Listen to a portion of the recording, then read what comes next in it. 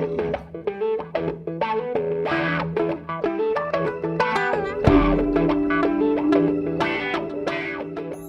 le sénateur, bonjour. Bonjour. On vous rencontre aujourd'hui à l'occasion de l'Assemblée générale des maires ruraux.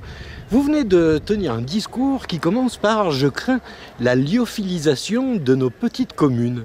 Qu'est-ce à dire?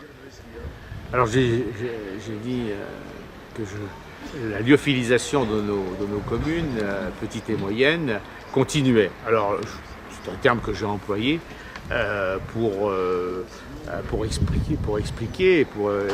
le fait que ce qui fait la substance des communes, c'est-à-dire des compétences suffisantes, c'est-à-dire des moyens financiers suffisants, eh bien, tout ça est en train de disparaître progressivement. C'est-à-dire que selon vous, l'État nous prend d'une poche ce qu'il va mettre dans l'autre. Il y a un équilibre là de la circulation de l'argent que je n'ai pas bien compris. Il y a plusieurs choses.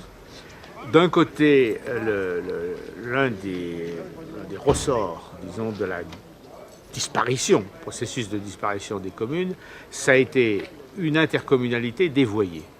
L'intercommunalité est ancienne et c'était faire à plusieurs ce qu'on ne pouvait pas faire tout seul.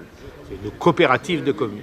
C'est devenu l'intercommunalité telle qu'elle a été pratiquée et telle que les différents textes, les différentes lois, la plus emblématique étant la loi NOTRe, a mené, c'est-à-dire ça a été à transformer complètement l'objectif, et les intercommunalités sont devenues le remplaçant des communes, et en attendant une espèce de reposoir dans lequel les maires pourront aller pour inaugurer les chrysanthèmes. Alors, dans les éléments de langage... je termine, et oui. Il y a donc un côté institutionnel, c'est le problème du transfert obligatoire de compétences essentielles. Je suis revenu essentiellement à un des problèmes qui nous intéresse aujourd'hui, mais il y en a eu bien d'autres avant, c'est le transfert de la compétence eau et assainissement. Et il y a eu un problème, alors là c'est là qu'on retrouve l'intervention de l'État, c'est le problème de à la fois la perte d'autonomie fiscale et globalement la perte de substance et de richesse financière. Dans les éléments de langage des politiques, il y a un mot qui revient ces dernières semaines, c'est le mot de concertation. Comment la jugez-vous? Tous les politiques ne disent pas la même chose. Heureusement, il y en a quelques-uns. Je me situe comme politique. C'est le gouvernement qui dit ça, après d'autres qui disaient exactement la même chose. Ah bah oui, c'est un argument de langage, c'est-à-dire comment on va... Le montant de ce qu'on va vous prendre dans vos poches étant fixé, eh bien on va vous demander dans quelle poche on va les prendre. C'est ça. Quand vous avez un objectif de 13 milliards de baisse des dépenses des collectivités sur 5 ans, on peut discuter après la façon peut-être la plus dissimulée de le faire. Enfin, le résultat, il est le même.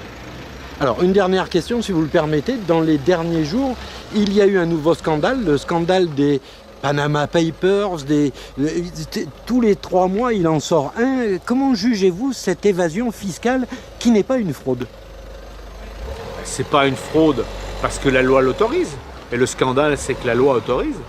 Mais en fait, l'optimisation fiscale, c'est la cheville ouvrière du monde capitaliste. On peut pas, l'un ne va pas sans l'autre. Oui, je suis assez près de ce que vous dites. Mais comme il n'est pas question, donc on peut en tirer deux solutions, ou deux réponses, deux conclusions. Ou on dit c'est comme ça, hein. Ils nous pompent, mais c'est marrant, on peut pas faire autrement. Ou vous dites mais c'est scandaleux. Donc il faut changer ce système. Et vous pensez qu'aujourd'hui nous sommes en mesure de pouvoir changer le système? Mais qu'est-ce que vous dites là, en mesure de?